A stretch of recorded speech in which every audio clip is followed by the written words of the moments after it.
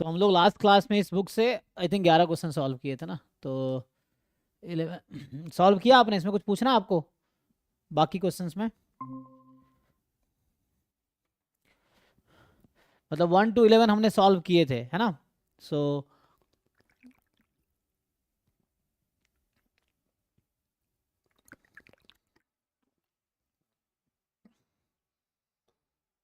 इससे पता नहीं मेरी।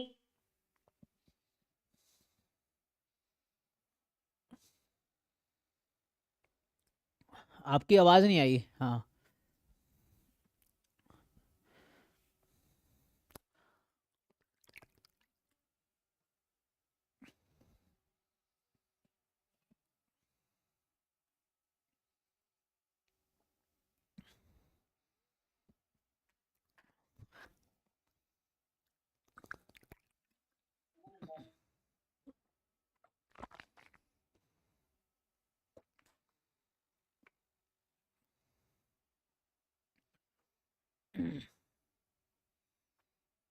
यहाँ तक किए थे ना। चैट में आप लिख सकते हो अगर ऐसे आवाज़ नहीं आ रही है तो। 11 तक हमने कल सॉल्व किया था, ठीक है ना? आगे 12 से कंटिन्यू करते हैं।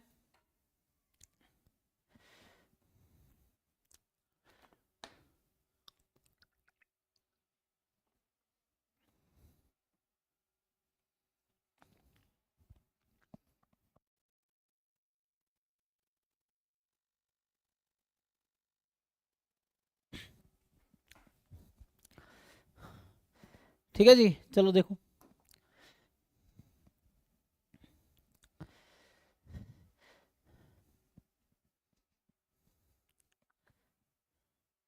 Sir M S Q M S करे सिर्फ इसके पी वाई क्यूज करना सफिशिएंट रहेगा, कुछ अलग सोर्स बताया था? बुक्स देखो, क्वेश्चन प्रैक्टिस करो ना। देखो जैम में भी क्या था,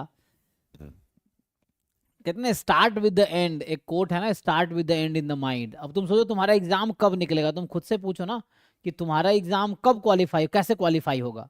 जब तुम एग्जाम में ज्यादा ज्यादा मार्क्स लाओगे। अब तुम खुद से पूछो कि तुम्हारे एग्जाम में ज्यादा मार्क्स कैसे आएंगे? जब तुम ज्यादा क्वेश्चन सॉल्व कर पाओगे। अब एग्जाम में तुमसे क्वेश्चन कैसे सॉल्व होगा? जब तुम पहले से बहुत सारे क्वेश्चन प्रैक्टिस करके जाओगे। अब दिक्कत जैसे जैम प्रिपरेशन किया आप लोगों ने, आपको रियलाइज हुआ घर पे तो हो रहा है, एग्जाम में नहीं हो रहा, मतलब कुछ तो कमी है, उसको सॉल्व करना है। अगर किसी बच्चों के 60 नंबर 70 नंबर आ रहे हैं और आपके 20 30 आ रहे हैं, तो कहाँ कमी है? तो वही यहाँ पे भी लगाओ। तो प्रैक्टिस क्या है, पीवाई की उससे एक बेसिक अंडरस्टैंडिंग के लिए है कि एग्जाम में ये पूछा जाएगा। तो घर पे सॉल्व करना, एग्जाम में सॉल्व करना, दोनों अलग अलग चीज़ है, इन्वायरमेंट का फर्क है। तो पीवाई को सॉल्व करना तो है ही, उसके साथ और ज़्यादा क्वेश्चन प्रैक्टिस कर सकते हो तो करो। उसके लिए इस टॉपिक, इसका M S Q M S का एग्ज़ाम 11 12 के सिलेबस का है। अब सिलेबस आपको ऑलरेडी पता है, पहले बता रखा है होगा। सो सिलेबस में सिर्फ 11 12 के टॉपिक्स हैं, तो उसके बहुत सारे क्वेश्चन प्रैक्टिस करो, सफिशिएंट तो है ही। अब मैं बोलूँगा तुम्हारा स्ट्रॉन्ग नॉलेज है, तुम्हारा बैकग्राउंड बहुत स्ट्रॉन्ग है टॉपिक्स का, तो पीवाई करना सफिशिएंट है। वो तो अपने अपने स्ट्रेंथ और वीकनेस पे कि तुम्हारा कितना स्ट्रेंथ है। तो अगर पीवाई क्यू सारे सॉल्व कर लो, इट्स गुड, हो गया। और करना है तो और इससे अलावा जो इन क्वेश्चन टॉपिक है, डिफरेंट बुक्स हमने ग्रुप में शेयर किए थे, टोमेटो वाली बुक है वो सॉल्व कर सकते हो, है ना? कि टेस्ट ऑफ मैथमेटिक्स है 10+2 लेवल प्रॉब्लम मैथमेटिक्स है ना, उसको सॉल्व करो। जे डबल ई मेन्स एडवांस से क्वेश्चन सॉल्व कर सकते हो। सफिशिएंट तो है ही, लेकिन तुम्हारे पास अगर टाइम है तो जितने ज़्यादा प्रॉब्लम सॉल्व कर सकते हो करो, उतना एडवांटेज मिलेगा, बिकॉज ये कॉम्पिटिशन है। तुम्हें लग रहा होगा तुम बहुत पढ़ रहे हो, लेकिन यू डोंट नो कि जो बाकी कॉम्पिटिटर तुम्हारे क्लास, जो हमारे एस्पिरेंट्स हैं उस एग्जाम के, वो कितना पढ़ रहे हैं, तुम्हें तो नहीं पता है, तुम्हें खुद का पता है। तो वो चीज़ें, क्योंकि यहाँ तो कॉम्पिटिशन है, यहाँ रैंकिंग होनी है, ये चीज़ें हैं। तो जितनों जो जितना बेस्ट परफॉर्म करेगा उसके अकॉर्डिंग रैंकिंग होगी, देन जाके एडमिशन होगा। सो आप सोचो ना कि आप क्या क्या कर सकते हो, पीवाई को तो करना ही है, इसके अलावा और क्या कर सकते हो? तो जो डिफरेंट 4 5 बुक हमने ग्रुप में ऑलरेडी शेयर किए थे, वो बुक के प्रॉब्लम सॉल्व करो बैठ के। रोज 400 500 क्वेश्चन सॉल्व करो अगर कर सकते हो तो। ये चीज़ें हैं।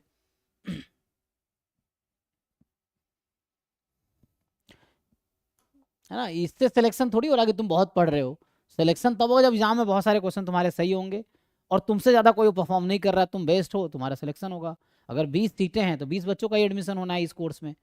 अब 20 बच्चों का, अगर उस टॉप 20 में तुम आओगे तो एडमिशन होगा, टॉप 20 में नहीं आओगे एडमिशन नहीं होगा। अब इससे कोई मतलब नहीं है तुमने कितना मेहनत किया, मतलब सब तभी है जब तुम टॉप 20 में आओगे, तो उस मेहनत का रिलेवेंस है वहाँ पे, अदरवाइज कोई मेहनत का रिलेवेंस नहीं रहा।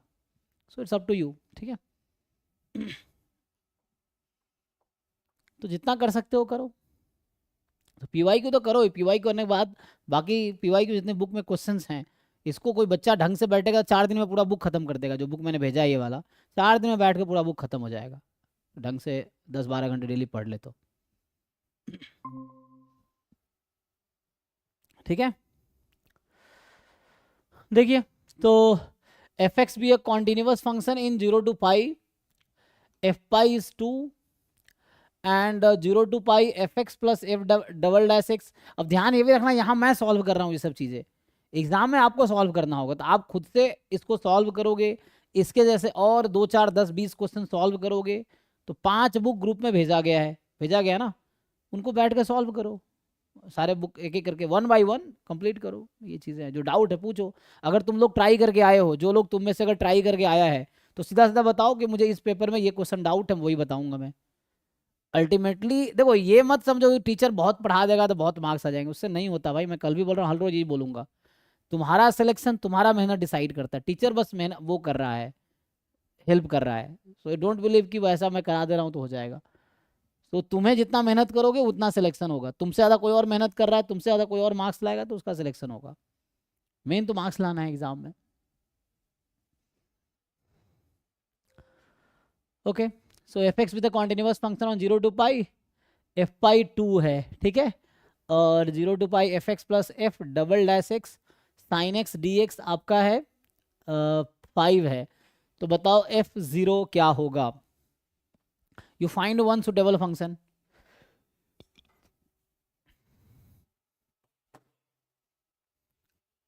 क्या ऐसा कोई फंक्शन हम ढूंढ सकते हैं जहां पे ऐसा हो जाए?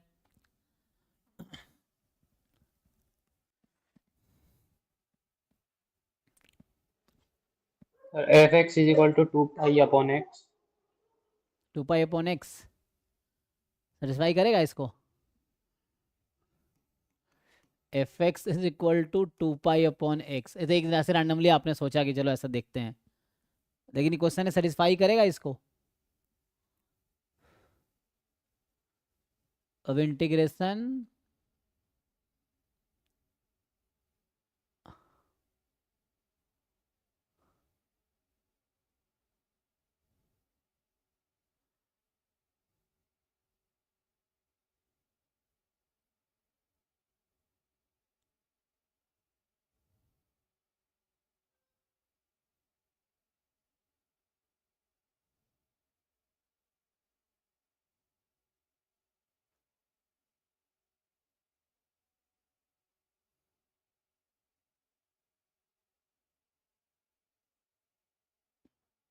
तो यहाँ मुझे लग रहा है बाई पार्ट लगाना पड़ेगा, ठीक है ना?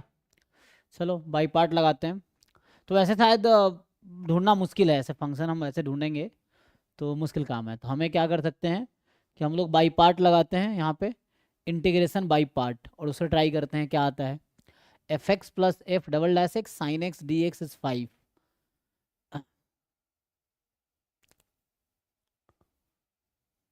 तो उससे ही कुछ हो जाएगा, ठीक है।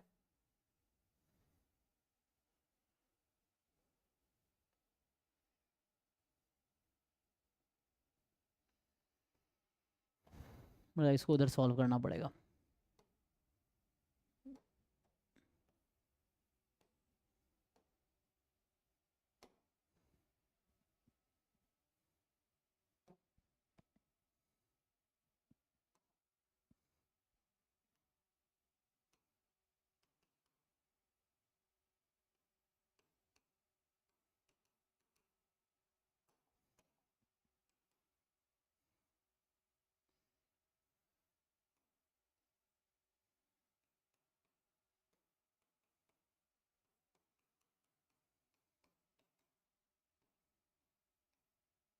ठीक है, इक्वल टू 5 है, ऐसा कुछ। तो बाई पार्ट किस पे लगाओगे? तो हम लोग क्या करते हैं, 2 बार बाई पार्ट लगाएंगे इस पे तो आ जाएगा कुछ। हम्म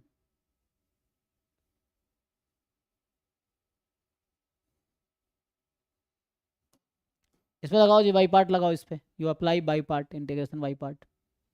तो क्या होगा बाद में, ये मुझे लगता है कैंसिल हो जाएगा, तो यहाँ से आंसर आ जाएगा। तो बस अभी इसको खोलो, इसको एज इट इज़ रहने दो, उसको खोलो। तो u इंटू वी करते थे ना, तो u किसको लेते हैं, जिसका डेरिवेटिव करना हो, और v किसका, इसका इंटीग्रेशन इजीली हो जाए। तो ये आपका u है यहाँ पे, और ये इसको v ले लो, ठीक है। सो जब इसको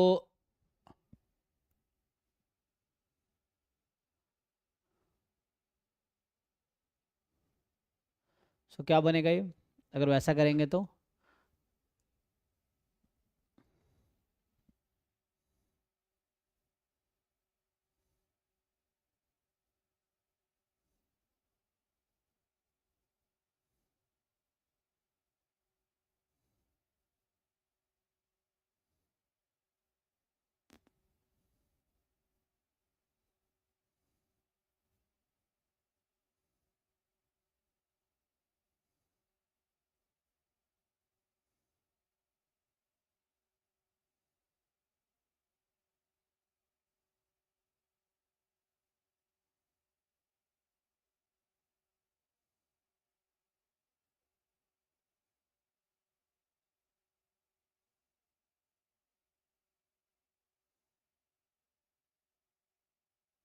अच्छा f/2 इसका मतलब ये पक्का है कि कोई ट्रिग्नोमेट्रिक फंक्शन होगा, ठीक है ना। fx मुझे समझ आ रहा हो कोई ट्रिग्नोमेट्रिक फंक्शन ही होगा, है ना।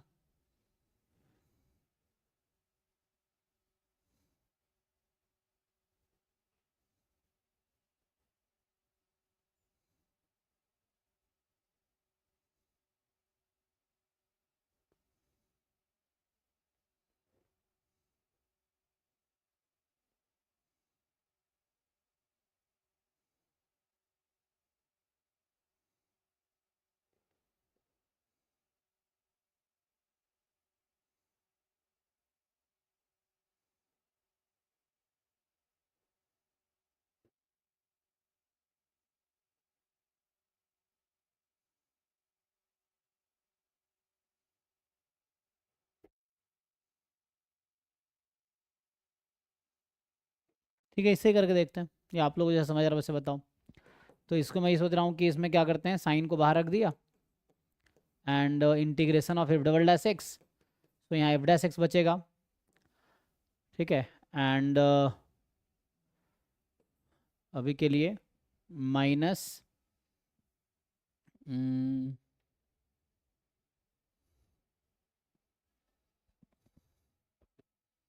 फिर क्या करोगे, साइन का डेरिवेटिव cos x, तो यहाँ हो जाएगा cos x, और डबल डैश का इंटीग्रेशन f डैश एक्स, ये रहेगा। एंड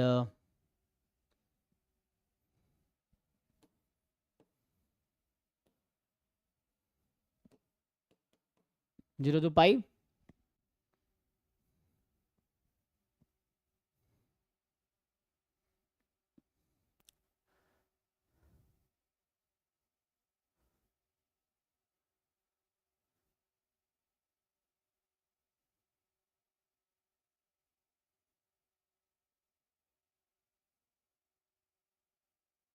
सेम यहाँ भी कर सकते हैं चाहे तो इसमें भी कैंसिल किया तो इसमें बाई पार्ट लगा लो, या यहाँ एक बार और बाई पार्ट लगा लो, मुझे लगा ये वाला टर्म ना कैंसिल हो जाएगा, ठीक है।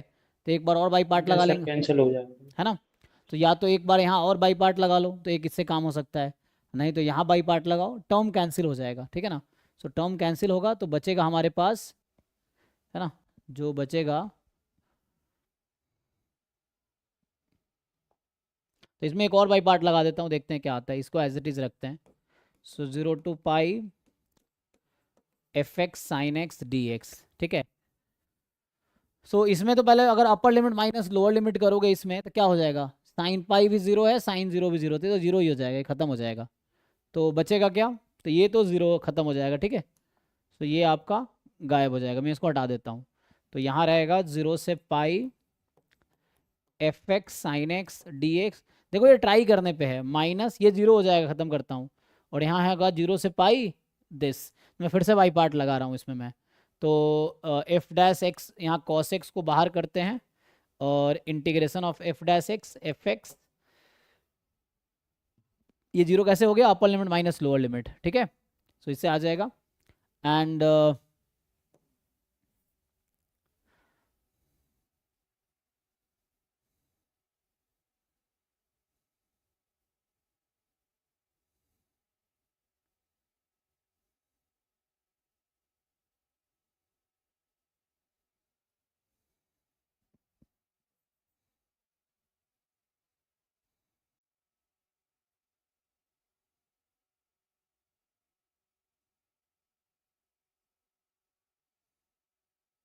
क्या बचेगा? कॉस का डेरिवेटिव माइनस साइन, तो ये हो जाएगा प्लस साइन। ओ प्लस होगा, कॉस का minus sine plus sine answer हो 3 जाएगा। आ रहा। हाँ 3 आ गया। 3 आ रहा सर। ओके, हाँ। सो यहाँ से और इसका integration F x d x, इसका भी 0 से पाई कर दो। तो फाइनली जो आपके पास आया वो क्या आया?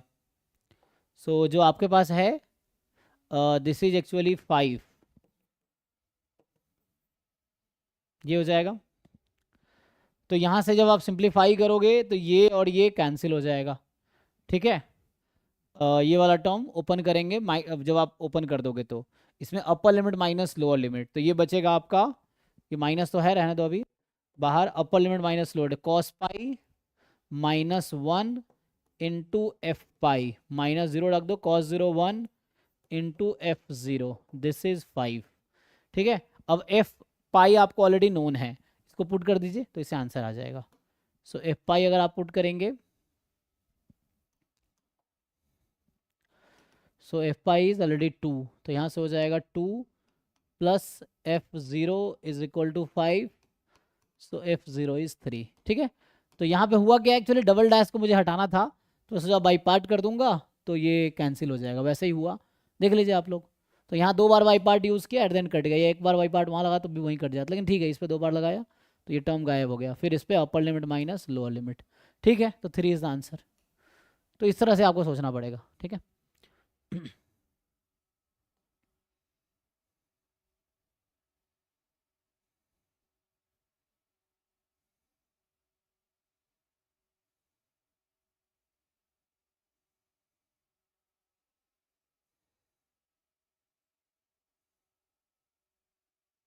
ठीक है, सो नेक्स्ट पे आइए, 13th क्वेश्चन। 13 ट्राई कीजिए आप लोग, क्या आंसर आ रहा है, ये भी आसान है। एक्स वाई डिस्टिंक्ट इंटीजर है, एक्स 1 से 25 में है, वाई भी 1 से 25 में है। So probability that x plus y is divisible by 5, तो एक्स 1 से 5 वाई 1 से 5, क्या प्रोबेबिलिटी है कि एक्स प्लस वाई डिविजिबल होगा 5 से, ये बताना है आपको। देखिए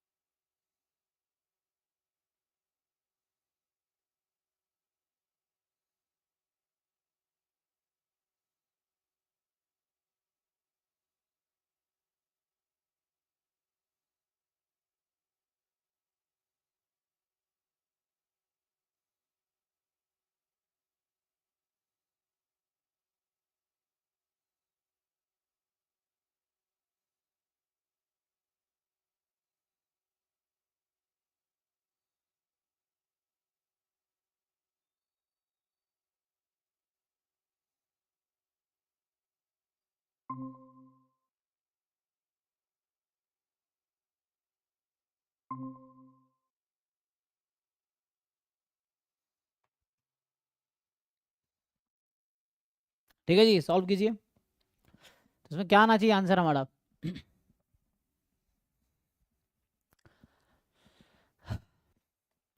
यहाँ पे आपके पास जो है you are selecting a pair, कितने पेयर होंगे? सो अगर मैं ऐसा लिखूं कि सैम्पल स्पेस इज लाइक,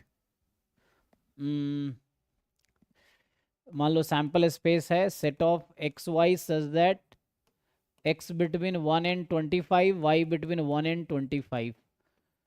तो मेरे पास टोटल सैम्पल स्पेस में कितने मेंबर है? 25 इंटू 25, 625। अब out of 625 how many numbers are there, कितने पेयर्स होंगे जो जिनका सम डिविजिबल होगा 5 से, ठीक है ना, जिनका सम डिविजिबल होगा 5 से। तो मतलब सम क्या क्या हो सकता है इस पेयर में? ये पेयर अगर एस लिखूं यहाँ पे मैं, जो पेयर हम लिख रहे थे, जैसे 1 1 हो सकता है, 1 2 हो सकता है, लास्ट में 25, 25, यही पॉसिबिलिटी है। तो 625 पेयर है और सम डिविजिबल है 5 से।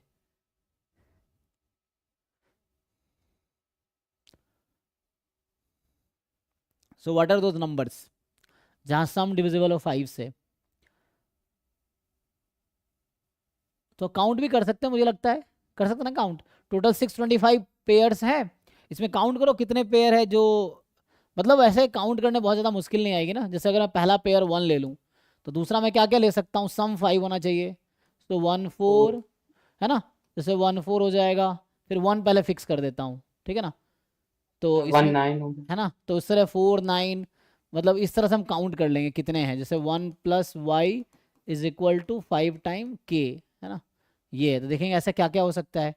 सो 1 9, 5 5 ऐड करते जाओ, 1 14, 114, है ना, फिर इस तरह से 119, 119, 124, 120। ये हो गया।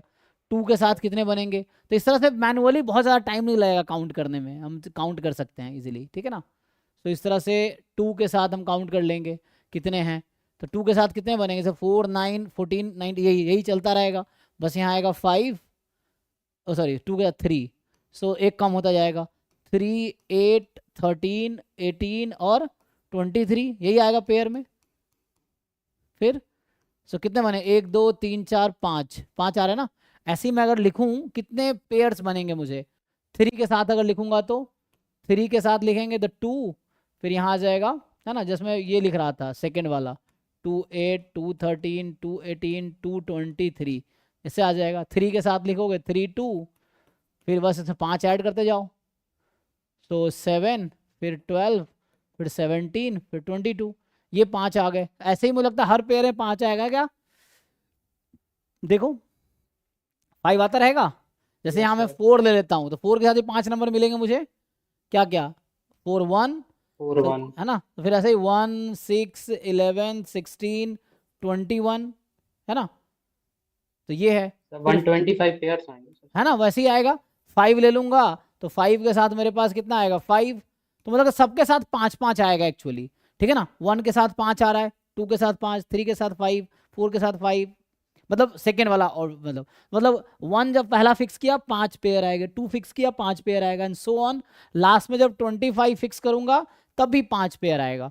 तो 25 इंटू 5 125, तो आंसर इज 125, ठीक है, तो इससे आ जाएगा। सो 125 बाई 625, तो ये आंसर होगा, ठीक है। So this is the answer. और नेक्स्ट 14 में क्या होगा? तो 14 जो होगा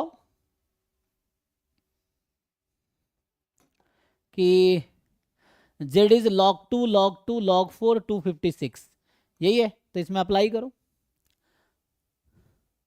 एंड log ऑफ 2, है ना, इस तरह से है।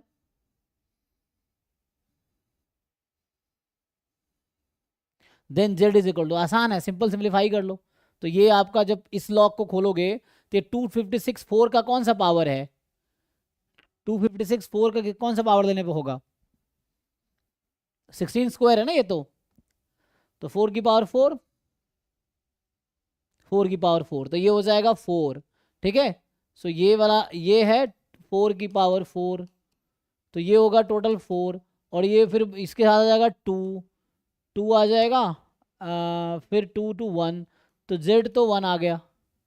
अच्छा ये 1 पहला टर्म 1 आ गया, मतलब पहला टर्म 1 आ गया, ठीक है ना। जस्ट खोलना आता है ना लॉक को, कैसे ओपन करते हैं, तो इस तरह से आ जाएगा। तो कहने का मतलब है कि log 4 और 4 की पावर 4, तो ये जस्ट 4 हो जाएगा। फिर इसमें 4 लगाओगे 2 2 1, तो 1 प्लस, और ये √2 है, तो √2 का स्क्वायर है ये, तो 2 आ जाएगा, तो आंसर इज 3। सो इसका 3 हो गया, ठीक है, इस तरीके से। एंड नेक्स्ट जो होगा, इसमें कैलकुलेटर अलाउ रहता है सर एग्जाम ना कैलकुलेटर अलाउड नहीं है, ऐसे ही हमें पता है लॉग की प्रॉपर्टी से कि what is property of log. वो तो लॉग यूज किया ना कि log a बेस a 1 है ना, फिर ये चीज़ है log a square base a 2 होगा, तो log कैलकुलेटर अलाउड नहीं है, कैलकुलेटर यूज करने की जरूरत भी नहीं है, ऐसे ही आ जाएगा, ठीक है। तो ये log की प्रॉपर्टी से आ जाएगा, प्रॉपर्टी यूज किया। जैसे इसको कैसे यूज किया हमने, तो इसमें था कि ये है log ऑफ √2 का स्क्वायर, और यहाँ है √2, तो ये 2 आ गया, तो ये 2 आएगा, ये 1 आएगा, तो आंसर 3 हो गया, इस तरीके से। नेक्स्ट है कि your bag contain 4 red and 6 black balls, ठीक है। तो यहाँ 4 रेड और 6 ब्लैक बॉल है। A ball is drawn at random from the bag, ठीक है। तो 4 रेड और 6 ब्लैक बॉल है, एक बॉल ड्रॉ किया at random from the bag, it's colour is observed and this ball along with the 2 additional balls. ये भी class 12 का क्वेश्चन है, क्लास 12 में क्वेश्चन है ना, मैं कर देता हूँ फिर भी। तो एक बैग है जिसमें 4 रेड 6 ब्लैक, एक बॉल ड्रॉ किया random bag and it colour is observed and this ball along with the 2 additional balls of the same colour is return to the bag. तो जिस कलर का भी आया होगा, तो पहले यहाँ पार्टीशन बनेगा कि E1 इज जो फर्स्ट बॉल है, जो फर्स्ट बॉल था इज, दो पॉसिबिलिटी, या तो रेड या E2 हो सकता है, फर्स्ट बॉल इज ब्लैक, ये पॉसिबिलिटी है ना। तो या तो रेड है या ब्लैक है। अब आपको बोल रहा है कि इफ एन, अब फर्स्ट बॉल लिख दिया, अब पहला बॉल जो भी कलर का आएगा 2 additional ball you will put into that. तो नेक्स्ट स्टेप में क्या होगा, 2 एडिशनल बॉल, अगर रेड आया होगा तो 6 रेड हो जाएगा, और अगर ब्लैक आया हो तो 8 ब्लैक हो जाएगा, तो डिपेंड करेगा सिचुएशन पे। Now if another ball is drawn at random from the bag, then what is the probability that this drawn ball is red। तो सेकेंड बॉल रेड की क्या प्रोबेबिलिटी है, तो अब इवेंट ए ले लेता हूं, second drawn ball is red, ये मुझे निकालना है। तो आपको याद होगा थ्योरम ऑफ टोटल प्रोबेबिलिटी, याद है theorem of total probability, this says probability of E1 into A given E1 plus probability of E2 into A given E2, ये लगाइए theorem of total probability. So if you apply theorem of total probability, इससे आ जाएगा आपके पास, तो E1 की probability कितनी है, तो एक बॉल ड्रॉ करेंगे, रेड आने की प्रोबेबिलिटी कितने रेड है, 6 out of 10। If it is red then you will add 2 more red here, so 2 more red मतलब अब ये 6 रेड और 6 ब्लैक हो गया।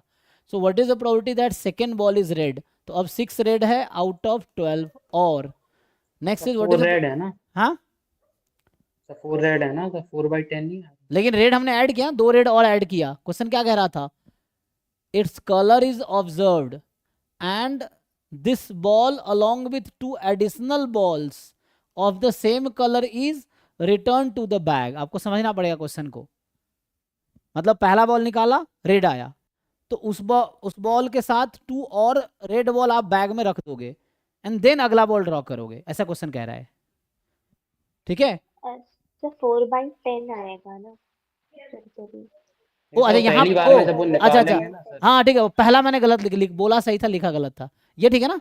हाँ यहाँ अच्छा यहाँ पे रेड ड्रॉ किया था ना मैंने पहला, हाँ ठीक है, आप लोग सही कह रहे हैं, मतलब मैं एक्चुअली यहाँ इसकी जस्टिफाई कर रहा था, ये ठीक है, ये मतलब मैं बोला चाह रही था, लिखा वो 6 लिख दिया था, एनीवे मतलब दिमाग में यही था। तो 4/10 पहला रेड, दूसरा ठीक है अभी, और सेकेंड हाँ ठीक है, अब देखते हैं। तो अब ब्लैक निकालना है, तो 6/10, अब जब सेकेंड ब्लैक होगा तो अब 2 ब्लैक रखोगे ना, तो तो 6 ब्लैक और 4 रेड है, यही है ना, देख लो, क्योंकि इसमें जब ब्लैक आया होगा तो ये, जब रेड पहला आया होगा तो ये, और ब्लैक आया तो ये, तो कितनी प्रोबेबिलिटी है, there are 8 black out of, नहीं मुझे तो रेड चाहिए, देयर आर, है ना, मुझे तो रेड चाहिए, so there are 4 red out of 12, आ जाएगा ना, देख लो।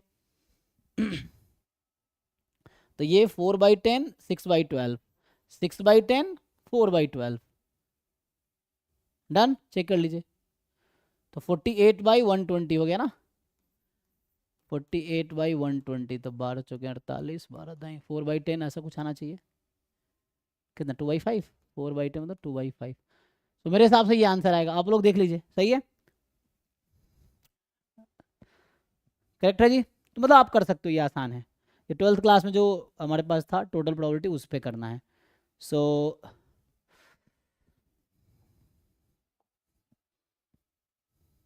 इस पे आइए, ये आपसे कह रहा है कि a fair coin is tossed 100 times, so the probability of getting odd number of tails, तो एक कॉइन को आपने 100 टाइम टॉस किया, तो क्या प्रोबेबिलिटी है getting odd number of tails, तो अगर x ले लेता हूं, number of times getting tails, ठीक, तो x का जो सपोर्ट होगा 0 1 2 अप टू 100, ठीक, तो आपको ये समझ आ रहा होगा x इज बाइनोमियल 100, 1/2, यहाँ तक तो दिक्कत नहीं होना चाहिए, करेक्ट कर रहा हूँ। नाउ हमें पूछा गया है कि क्या प्रोबेबिलिटी है x इज ऑड नंबर, तो हमें ये पूछा गया है कि what is probability of x is 1, what is probability of x is 3 and what is probability of x is 99, ये पूछा गया है। तो इनडायरेक्टली मैं लिखूंगा तो ये होगा 100 चूज 1, ये आ जाएगा हाफ की पावर 100, 100 चूज 3 हाफ की पावर 100 एंड 100 चूज 99 हाफ की पावर 100, ठीक है जी,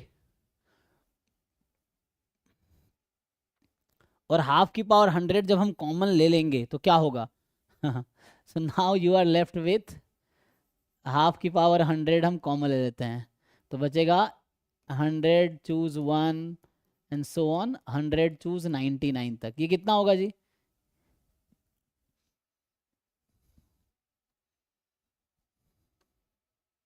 बताइए, 100 चूज 1 से लेके 100 चूज 99 ऑड वाला चल रहा है, लेकिन ध्यान रखना है 100 जैसे सब नहीं है, 1357 ऐसा है, 135799, तो आपको याद है कि ये जो ऑड और इवन वाला सेम होता है, इफ़ यू नो कि 100 choose 0 plus 100 choose 1 plus 100 choose 2 and so on 100 choose 100, ये कितना होता है 2 की पावर 100, राइट, 2 की पावर 100, तो इसमें जो इंडेक्स में जो आर के जगह पे ऑड वाला उसको अलग कर लो, इवन वाला अलग कर लो, दोनों इक्वल होता है, ठीक है। सो कहने का मतलब ये है कि ये जस्ट इसका हाफ होगा जो लिखा हुआ है ना ऑड इंडेक्स पे, सो इट विल बी, ये हाफ की पावर 100 है और ये 2 की पावर 100 का जस्ट हाफ होगा, तो इसका आंसर कितना आएगा, हाफ, तो वैसे ही बोल सकते थे ऑड नंबर ऑफ टेल्स और even number of tails same ही आएगा, सो मेरे अकॉर्डिंग हाफ आना चाहिए, आप लोग एक बार देख लीजिए,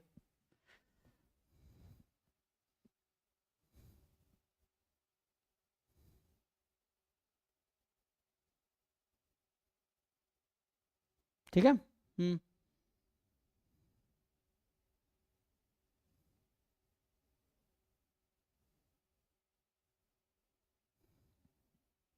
क्योंकि वो इक्वल होगा, उसके प्रूफ कैसे करेंगे इक्वल है, तो प्रूफ करने के लिए आपको याद होगा कि 1 माइनस एक्स की पावर n ना, इसका जब एक्सपेंशन लिखोगे आप तो x को 0 रख देना, मतलब x को 1 रख देना, सो 1 माइनस 1 की पावर n के एक्सपेंशन को ओपन करोगे तो ये प्रूफ हो जाएगा कि ऑड इंडेक्स वाला इवन इंडेक्स वाला सेम रहता है, ठीक है ना, तो उससे प्रूफ हो जाएगा, एनीवे, सो यहाँ से आंसर हाफ आ गया।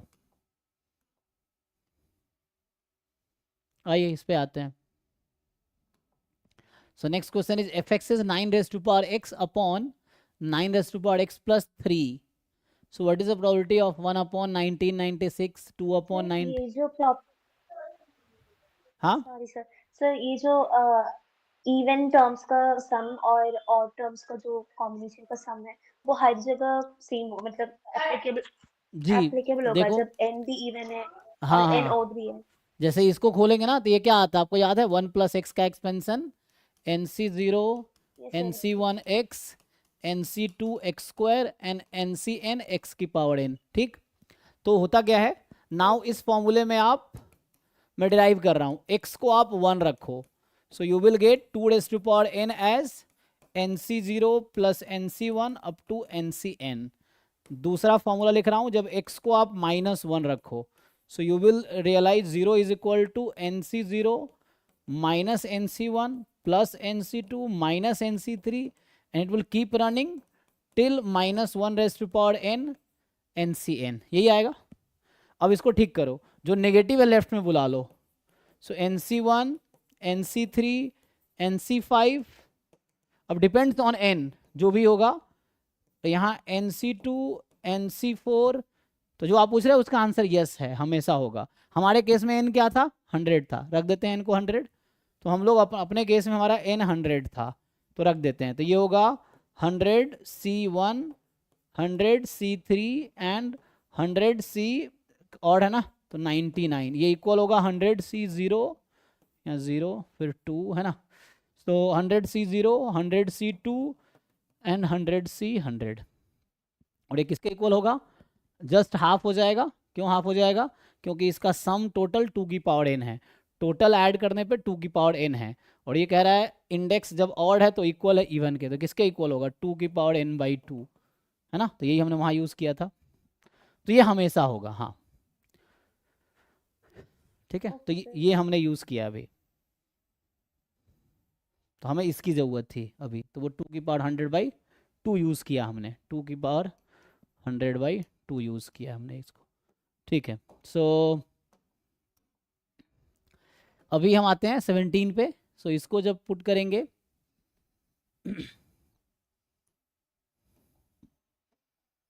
तो 1996 तो कॉमन है, बचा 1 2 3 1995 तक।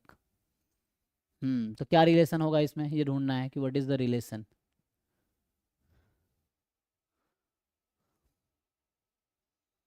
तो रिलेशन ये है कि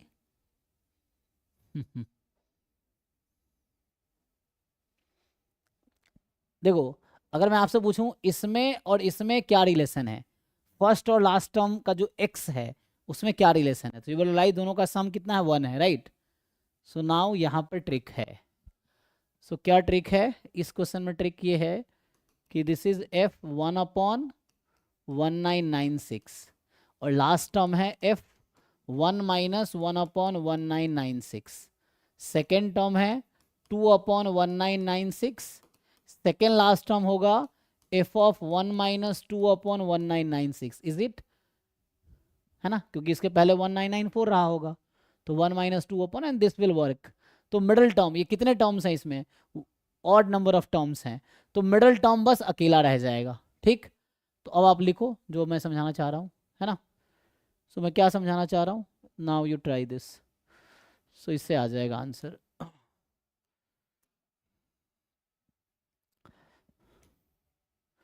सो यहाँ ट्रिक ये है बस कि हमें चाहिए, है ना, सो पहला टर्म है एफ ऑफ, अभी के लिए मैं जस्ट K1 K2 ऐसा कर दूं क्या, ये जैसे 1996 से क्या रोल है, जो भी है, चलो 1/1996, और साथ में लास्ट टर्म जो होगा, मैं कह रहा हूँ लास्ट टर्म होगा f ऑफ 1 - 1/1996, लास्ट टर्म, ठीक है, ये रहेगा।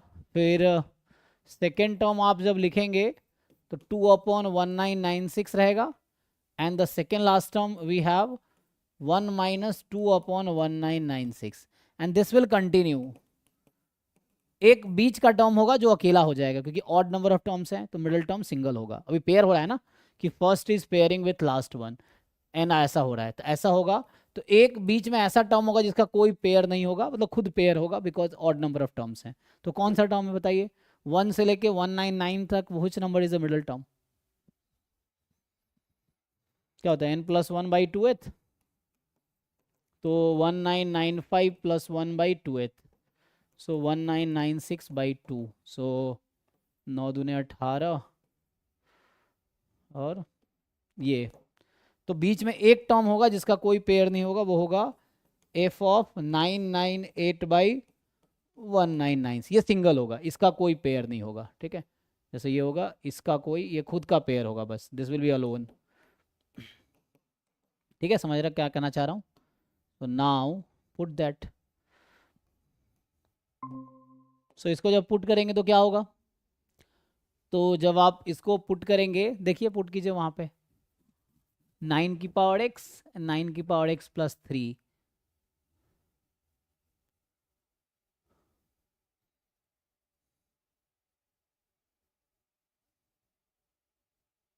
क्या कोई डिफरेंस क्रिएट होगा?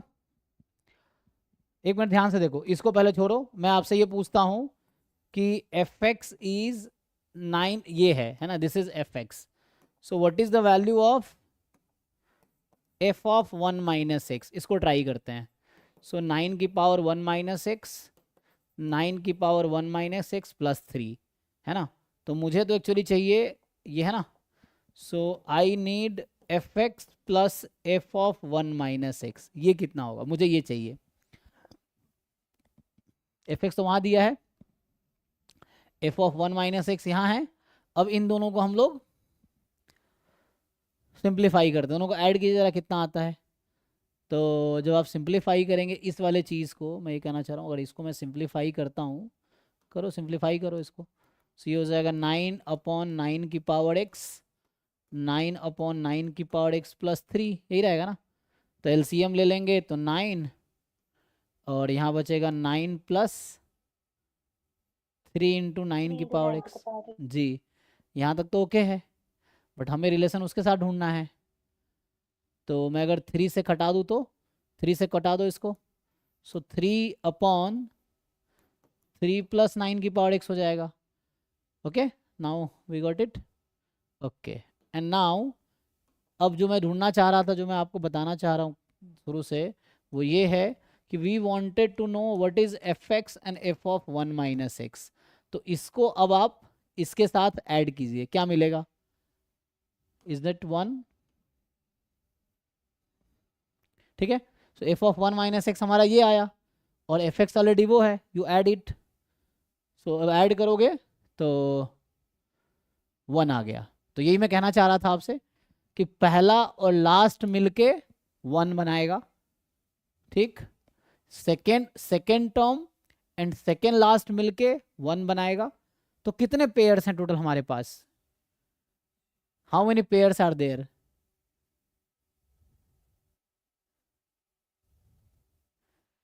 997 पेयर्स ना, क्योंकि 997 का डबल जो हो जाएगा, है ना। सो 1 आएगा 997 टाइम, 997 पेयर्स, क्योंकि ये अकेला है, इसके पहले वाले का पेयर इधर होगा, तो जितना इधर है उतना ही इधर है। So there are 997 terms there, so 1 into 997 plus, and this is alone, ये अलोन है, तो ये अकेला है, तो पुट कर देते हैं, कोई दिक्कत नहीं। दूसरा कैलकुलेटर की जरूरत तो पड़ेगी ना।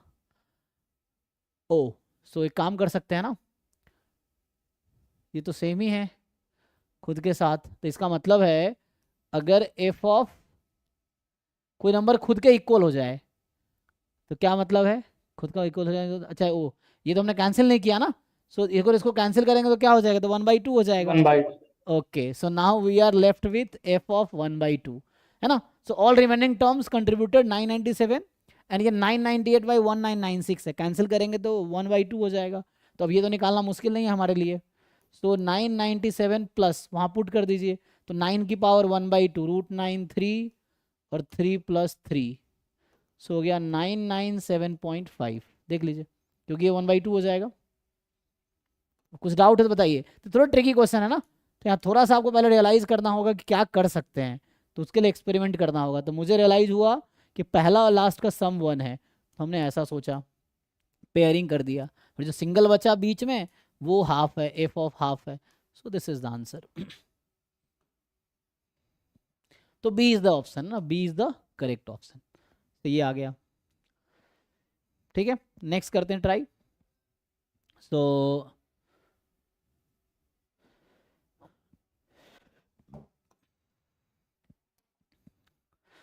सो 17 18 हो गया. 2 6-faced die are tossed. What is the probability that the total score is a prime number? अच्छा, total score is a prime number.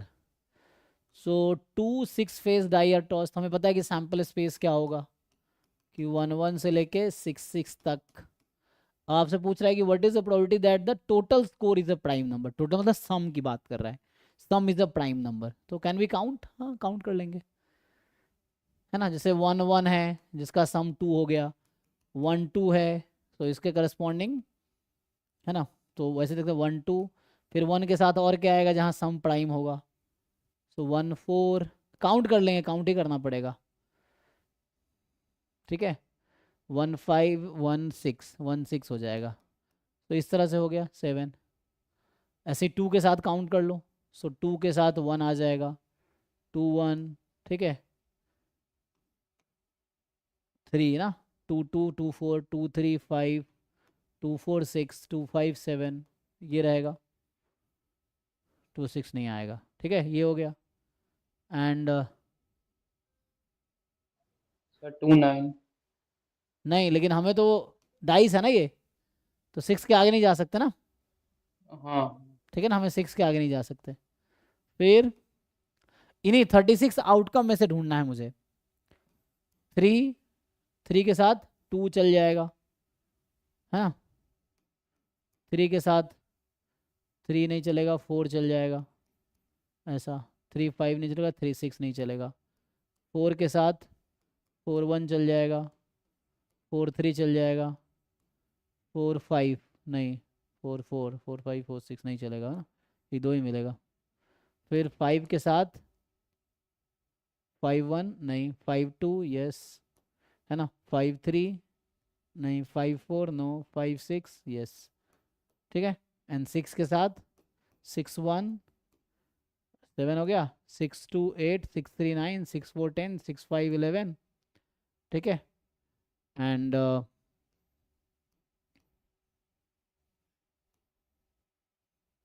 ये काउंट कर लीजिए कितना हो गया. तो 4 हो गए इधर ना. 15 हो गया सर. ठीक है ना.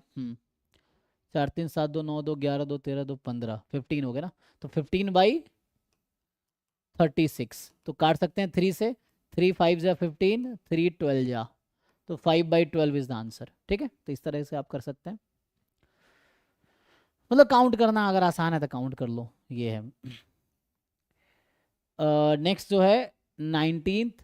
If the area bounded by the curve y is equal to kx square and x is equal to ky square is 1. अच्छा, दोनों के बीच का एरिया 1 है, तो बताओ k क्या होगा. ठीक है. तो ग्राफ बना लेंगे, इंटीग्रेशन से कर सकते हैं ना. तो अगर आप ग्राफ बनाओगे y is equal to kx square ऐसा कुछ, और x is equal to ky square ऐसा कुछ, तो इस बीच का एरिया 1 है. ठीक है. सो नाउ इस बीच का एरिया 1 है, तो हम लोग इंटरसेक्शन पॉइंट पहले देख लेते हैं क्या है. तो 0 है, इंटरसेक्शन पॉइंट निकाल लीजिए. सो kx स्क्वायर लेफ्ट में y है और दूसरे में y x/k का रूट है ना. पॉजिटिव ही होगा, तो हमें पता है इसका स्क्वायरिंग बोथ साइड करेंगे, तो k स्क्वायर x की पावर 4 बराबर x/k, and that will lead to k cube x की पावर 4/x. सो यहाँ से आएगा x इज 0 और x इज, ठीक है, तो k cube 1/k, right. So x is 1/k. ठीक है. तो ये आ गया. So this number is 1/k. This number is 1/k. अब एरिया कैसे निकालते हैं आप लोग? एरिया से कर लेंगे, आ जाएगा ना. तो एरिया इंटीग्रेशन, सिंगल इंटीग्रेशन से कर देता हूँ जो 12th क्लास में है. सो y in the upper curve, तो इस कर्व में y कितना, ये तो x के अराउंड है, तो x की पावर 1. तो ये था x बराबर ky स्क्वायर, और ये वाला है y is equal to kx square. ठीक है. तो इंटीग्रेशन करना पड़ेगा. तो एरिया अपर कर्व का y, तो y आएगा x/k का रूट माइनस लोअर कर्व का y kx square dx. x की वैल्यू कहाँ से कहाँ तक, 0 से 1/k एंड इसको आप 1 रख दीजिए. So the only thing remains is integration. आप इसको इंटीग्रेट करो एंड देन इंटीग्रेशन करके जो भी आएगा उसको इक्वल टू 1 रख दो तो उससे आंसर आ जाएगा. ठीक है, तो यहाँ से k आ जाएगा. सो इंटीग्रेशन करके k की वैल्यू निकाल लो. यू इंटीग्रेट इट, पहले आप इंटीग्रेट करो, इंटीग्रेशन मुश्किल नहीं आसान है, एंड देन पुट 1 तो उससे k निकल आएगा. तो उसको सॉल्व करके देखिए आप लोग क्या आता है, खुद से सॉल्यूशन लिखिए. ठीक है, कर लेंगे ना. नेक्स्ट इज 20 आपको कह रहा है कि consider the equation -x² plus alpha X minus beta is equal to 0, जहाँ अल्फा पॉजिटिव है बीटा पॉजिटिव है. ठीक है, for what values of alpha beta this equation has distinct roots. तो डिस्टिंक्ट रूट्स का मतलब क्या होता है, कंडीशन कि इसको अगर ठीक से लिखूंगा तो x² minus alpha x plus beta बराबर 0 हो जाएगा. सो डिस्टिंक्ट रूट मतलब डिस्क्रिमिनेंट जो होता है b² माइनस 4ac ये हो जाएगा. This should be strictly positive, so alpha square should be strictly more than 4 beta, यही होगा. तभी डिस्टिंक्ट रूट आएंगे. तो देख लीजिए पुट करके ऑप्शंस के हिसाब से देख लेंगे which option justify this. So 5² 25 is more than 16, yes. 1 is more than 4, no. 9 is more than 16, no.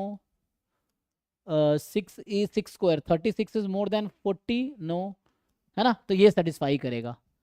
तो सिंपल है, वेरी सिंपल. तो ये है ना, दिस शुड बी सेटिस्फाइड, तो वो पहला ऑप्शन सेटिस्फाई करेगा. अब है लास्ट डिजिट ऑफ 7⁻³ 300. तो चलो कल इसको, टाइम शायद हो गया है कि बचा है टाइम, है ना, 1 मिनट है. चलो इसको कर लेते हैं फिर. तो ये क्या है, 7⁻³ का लास्ट डिजिट क्या होगा, वंस प्लेस क्या होगा. So if you know the pattern, 7⁻1 मैं सिर्फ लास्ट डिजिट लिख रहा हूँ, 7² 9, 7⁻3 3, 7⁻4 1, 7⁻5 7. Now this start repeating. So one pattern you can notice. अब ये रिपीट करेगा 7 9 3 1, 7 9 3 1, इट विल कीप गोइंग. ठीक है, तो व्हाट इज द रूल, 1 2 3 4 5 5 6 7 8 9 10 11 12 13 14 15 16. इस पैटर्न पे देखो कि 300 किस पे फिट आएगा. आंसर यार 7 होगा, 9 होगा, 3 होगा, 1 होगा. सो 300 किस पे फिट बैठेगा, 300 इज मल्टीपल ऑफ 4, यस. तो आंसर इज मल्टीपल ऑफ 4, तो आंसर आएगा 1. समझ पा रहे हो मैं क्या लिखना चाह रहा हूँ. इन जनरल लिख के बताऊं तो यहाँ मैं ये कहना चाह रहा हूँ कि 7⁻4m + 1 will lead to 7 for all m belongs to integer. ठीक है, कोई भी इंटीजर ले लो. 7⁻4m + 2 ये होगा 9. वंस प्लेस की बात कर रहा हूँ, just I am talking about last digit. ठीक है, एंड 7⁻4m + 3, तो 3 आएगा. 7⁻4m तो 1 आएगा. Now to start repeating. ये है, और जहाँ m कोई भी इंटीजर हो सकता है. तो 300 किस टाइप का है, 4m + 1, 4m + 2, 4m + 3 या 4m. तो 300 इज 4 × 75, तो 4m काइंड का आंसर 1 आएगा. कन्विंस्ड है. ठीक है, तो ये फॉर्मूला हो गया, ये थ्योरम हो गया. अब जो लिख रहा हूँ ना, दिस इज द थ्योरम. तो ये नंबर सिस्टम का क्वेश्चन हो गया. हाँ, नंबर सिस्टम का क्वेश्चन हो गया है ना, इस तरीके से कुछ. मतलब नंबर सिस्टम का क्या आपके, ठीक है. तो अभी कल से हम यहाँ से कल कंटिन्यू करेंगे. तो अभी 21 तक किया हमने आज, कल से यहाँ से कंटिन्यू करेंगे. बाकी किस टॉपिक का क्वेश्चन है तो मैं बता दूं, ये क्वेश्चन जो है आपके सिलेबस के अकॉर्डिंग अगर मैं बताना चाहूँ तो MS QMS का जो सिलेबस है, अच्छा बुक में सिलेबस पहले लगा देना था ना, तो उससे अलग से देखना नहीं पड़ता. यही है ना. तो ये जो क्वेश्चन आप, 12th का है. हाँ, तो किस टॉपिक का आएगा एक्चुअली ये क्वेश्चन ना, बताओ इनमें से किस टॉपिक में से पूछा गया है. कैसे रियलाइज करोगे. तो मतलब ना नंबर से रिलेटेड ही है. तो ये एक्चुअली बाइनोमियल थ्योरम में बोल सकते हो, उसके अकॉर्डिंग फिट करके, या है ना APGP में फिट होगा. या थ्योरी ऑफ इक्वेशन से आ जाएगा, मैं भी किसी पे फिट कर दिया होगा एनीवे, क्योंकि नंबर से रिलेटेड ही है ऐसे तो, लेकिन सिलेबस तो ये है ना आपका तो। एनीवे चलिए तो मतलब आगे। एसएससी वगैरह में आते हैं। हाँ ऐसे इस तरह के क्वेश्चन आते हैं, वहाँ शॉर्ट ट्रिक होता है, लेकिन एक नंबर थ्योरी का क्वेश्चन है ये। नंबर थ्योरी जो है यहाँ पे मतलब सो इसमें मतलब बाइनोमियल थ्योरम में इस टाइप के क्वेश्चन मिल जाते हैं, ठीक है ना, तो वैसा कुछ देखोगे तो शायद उसमें मिल जाएगा। नहीं तो नंबर्स कुछ ऐसा लिखा है नंबर थ्योरी का, कुछ ऐसा तो नहीं है।